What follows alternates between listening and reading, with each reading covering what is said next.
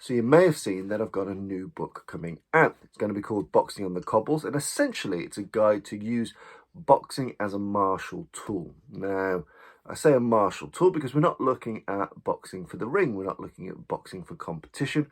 We're not looking at any of that. We're looking at how to use the skills from boxing and use them in a self-protection martial arts style environment.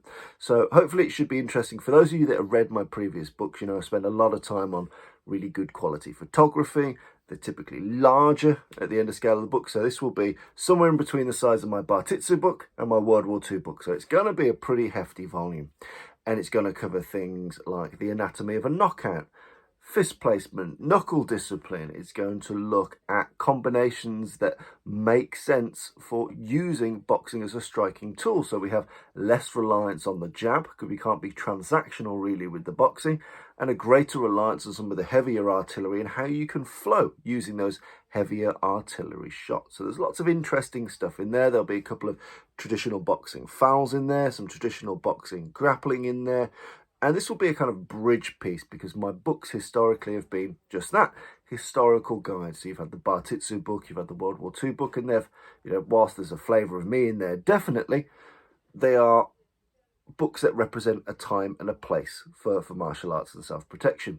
This Boxing for the Cobbles book, this is very much about my interpretation and me bringing together old and modern boxing as a tool that you as a martial artist or a self-protection person can find ways to build into your drills, how to land with power and authority. And I'll boil it down to this, when it comes to multiple attacker scenarios, which are in your main threat risk assessment. If you look at most people's normal civilian risk assessment, it's going to be ambushes, it's going to be blades, and it's going to be buddies.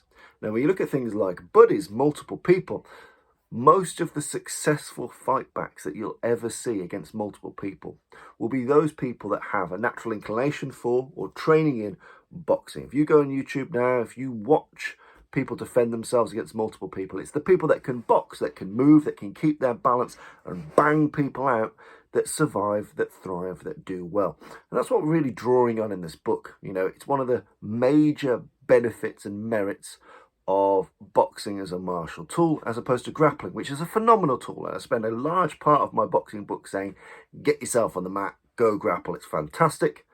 But for more than one person, from what you can see and what the evidence is out there, and when you start to train this stuff yourselves under high pressure drills, or perhaps you have the real experience, being able to move and hit with venom and authority has fantastic benefits for dealing with more than one person. And seeing as that's a very likely outcome for people that are training for the physical side of self-protection, self-defense, it's an absolutely go-to tool. So I'm bringing together some older methodologies, some newer methodologies.